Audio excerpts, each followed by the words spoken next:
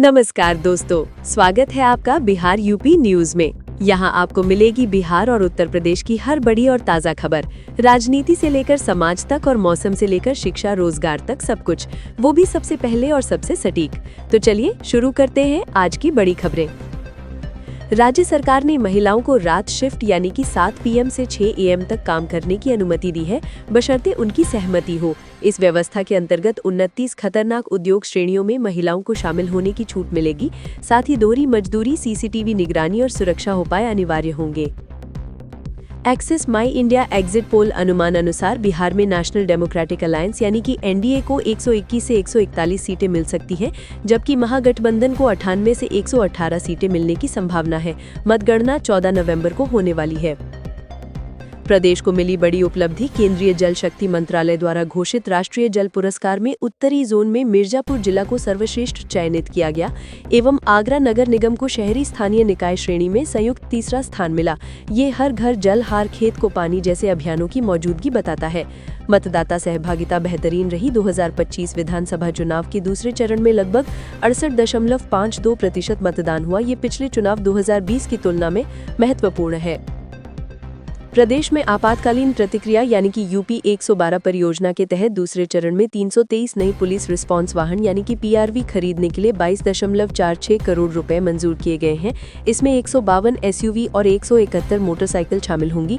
इससे पुलिसिंग और आपदा प्रबंधन की गति बढ़ेगी। महिलाओं के वोट ने महत्वपूर्ण भूमिका निभाई है। हाउसवाइफ यानी कि घरेलू महिलाओं के 48% ने NDO को वोट दिया, जबकि महागठबंधन को 37% मिला। किसानों ने महागठबंधन को 43% वोट दिया, NDA को 42%। अयोध्या में एक लावारिस अटैची मिलने के बाद सुरक्षा अलर्ट जारी कर दिया गया है। यह अटैची रोडवेज के पास मिली और इसकी जांच में बम या कोई आपत्तिजनक सामग्री नहीं मिली, पर भी कोतवाली और निरोधी दस्ते को बुलाया गया। मतदान कार्यक्रम के दौरान मतदाताओं को प्रभावित करने की कोशिशें भी रहीं। अवैध शराब, नकद और अन्य वस्तुओं के माध्यम से वोटरों को लुभाने की गतिविधियों को सुरक्षा एजेंसियों ने रोका। यूपी में रियल एस्टेट क्षेत्र में तेजी आई है। विधानसभा क्षेत्र 5 जिलों में 6 नई प्रोजेक्ट्स को मंजूरी मिली है, जिनका कुल निवेश लगभग 864 करोड़ रुपए बताया जा रहा है। इस निवेश से आवास और वाणिज्यिक विकास को बढ़ावा मिलेगा। बिहार में परिणाम की तैयारियां कड़ी की गई हैं। राजधानी पटना तथा आसपास मतगणना केंद्रों में सुरक्षा व्यवस्था, आवाजाही एवं संसाधनों का विशेष प्रबंध किया गया है। प्रदेश में सोने चांदी की कीमतों में उछाल देखने को मिली है। नोएडा, बरेली सहित जिलों में 24 कैरेट, 22 कैरेट और 18 कैरेट सोने के दाम में तेजी आई है। इससे उपभोक्ता यानी कि खरीदारों को सचेत रहने की सलाह दी गई है। चुनावी माहौल में राजनीतिक बयानबाजी तेज हो गई है। एग्जिट पोल की रिपोर्ट के बाद विभिन्न दलों ने जीत दावा शुरू कर दिया है। धर्मनगरी काशी, मथुरा, अयोध्या सहित इलाकों में सुरक्षा कड़ी कर दी गई है। दिल्ली धमाके के बाद प्रदेश के अनेक जिलों में हाई अलर्ट जारी कर दिया गया है। इसके तहत निगरानी शक्ति बढ़ा दी गई है। महिलाओं की बड़ी भागीदारी और मतदान उत्साह ने संकेत दिया है कि बिहार में इस बार विकास मूलक वोटिंग अधिक देखने को मिली है, जिसके आधार पर राजनीतिक विश्लेषक नए समीकरण की बात कर रहे हैं। प्रदेश सरकार द्वारा विभिन्न योजनाओं के माध्यम से ग्रामीण क्षेत्रों में जलालय का पुनरुद्धार, सिंचाई शक्ति में वृद्धि तथा हैंडपंप, नल कनेक्शन जैसी पहल की गई है, जिससे ग्रामीण घर घर पेयजल पहुंचाने की दिशा में काम हो रहा है।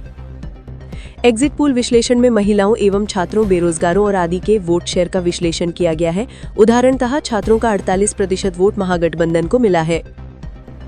महिलाओं के लिए रात शिफ्ट की अनुमति देने वाली नीति के साथ ये संकेत मिला है कि प्रदेश में लैंगिक समानता को आर्थिक रूप से बढ़ावा देने की दिशा में कदम उठाए जा रहे हैं। महिला श्रमिकों को सुरक्षा और मजदूरी सुविधाएं सुनिश्चित की गई हैं। चुनाव परिणाम से पहले राजनीतिक दलों के भीतर भविष्य की रणनीतियों पर चर्चा तेज हो गई है। निर्णय प्रक्रिया से लेकर गठबंधन परिस्थितियों तक सब चर्चा में है।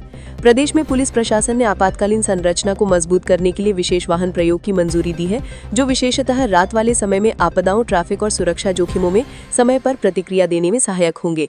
ये चुनाव बिहार के लिए इसलिए भी महत्वपूर्ण है क्योंकि मतदाता संख्या, मतदान पारदर्शिता और सुरक्षा उपायों को प्राथमिकता दी गई है। इससे भविष्य की राजनीतिक प्रक्रियाओं में मॉडलों के बदलाव की संभावना जताई जा रही है।